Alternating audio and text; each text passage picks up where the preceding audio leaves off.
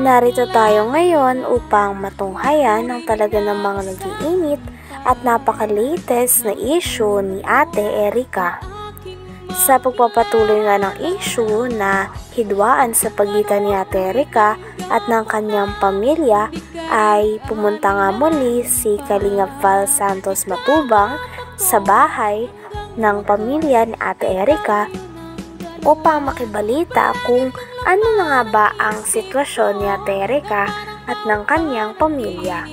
At sa kanyang pagdating nga doon ay pinag-usapan pa nga nila muli ang mga nangyayari tungkol kay Ate Erica at kung paano nga ba nagkagalit ang pamilya ni Ate Erica. Kung kintahin lahat, ba't ang mga 2 million ang tirang brikewan ni Sila na Jun? nagpaganda. Higit hanggang loob ng bahay. Hindi, kasi may Inmax pa. May motor, sidecar, may lupa pa sa dait. Grabe, mayaman si Jun pala, no? Kaya nga po sabi ko po, tumigil kayo kung ayaw ninyong malaman ang katotohanan ng mga tao na binabaliktad ninyo sa amin na wala namang kaming alam. Wala naman sa akin. Ayun, kasi andito lang po ako mga kalinga para i-clarify ito. Ayoko naman po na parang daldal ko tapos yung pala tama si N. Tunyakay Torres, yan o. Hindi namin yung kilala. Ayun, Lolo Migs, ano kaya yung topic natin dito? Diba, pera at ikaw ang may hawak yung pera, hindi si May. Dahil kayo ang bumili ng gamit. I have some evidence of what happened from the start. Yung pirang yun, ibinibigay lang sa akin para bumili ako ng mga agribil na gagamitan sa bahay. Grabe at talagang nasabi nga ni Kalingap Val Santos Matubang na napakayaman na sponsor ni Sir Jun A sapagkat siya ang nagpabahay kay Ate Erica pati na rin sa kanyang kapatid na si Sheila May na ngayon ay tinitiran na nga nilang dalawa. Bukod doon ay binigyan din ni Sir Jun A ng Nmax na motor si Ate Erica at ang kanyang ate. At susunod naman nun ay sinusustentahan doon sila at binigyan pa ng pangkabuhayan na tricycle. Kaya naman makikita nga natin na talagang lubos-lubos talagang tumulong si Sir Jun A. At dahil dito, nasabi naman ng tita ni Ate Erica na marami daw talagang hindi alam ang mga tao. Mag-asawa sa dai.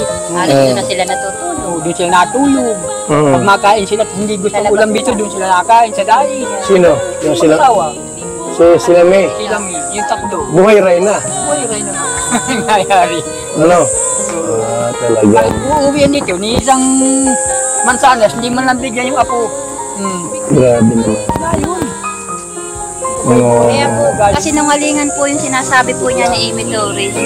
Alam ko po na lagi yung kausap po ni May, magdamag-damag, magkausap po yan lagi dyan po sa kwarto. Yan po lagi ang magkausap.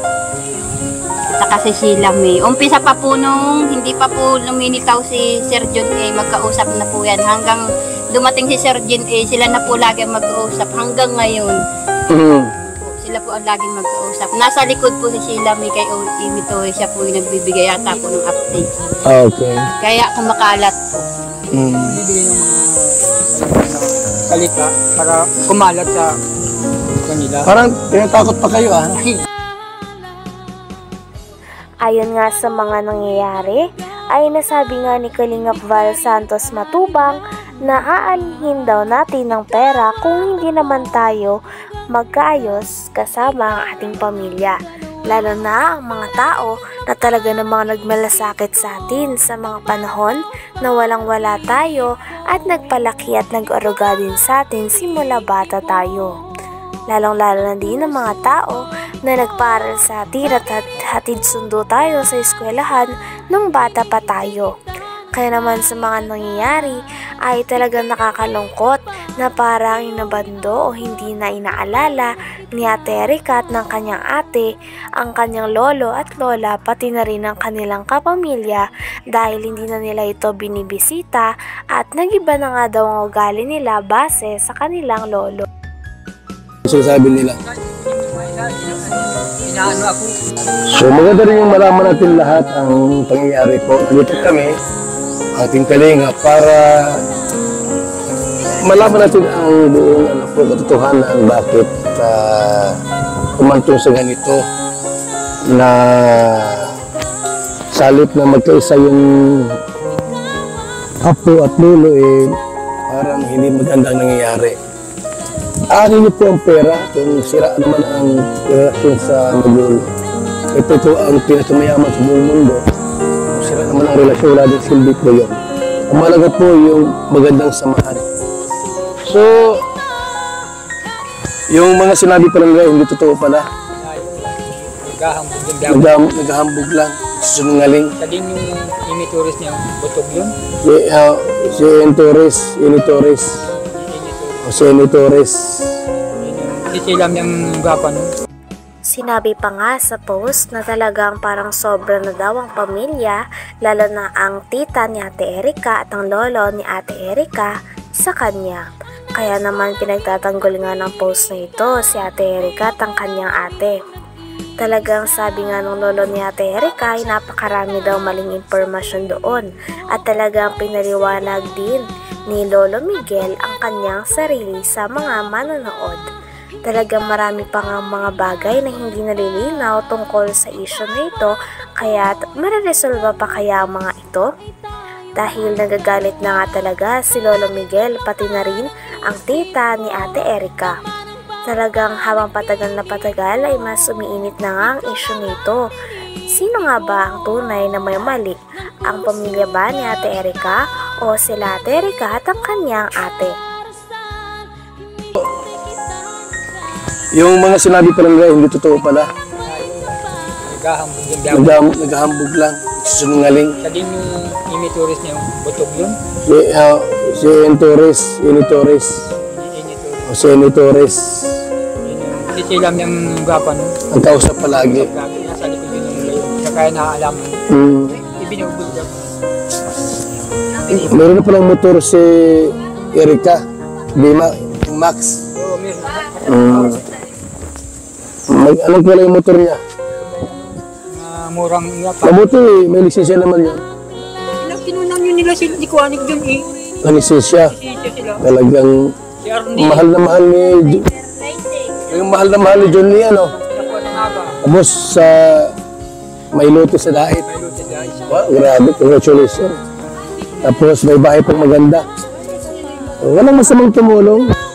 Meron lang kasi magpaabot ng reklamo sa atin. Itong si Lolo. Pinag-usapan din nila na talaga namang napakalaki daw ng bahay na natanggap ni Ate Erica at ng kanyang ate na si Sheila May galing kay Sir June A.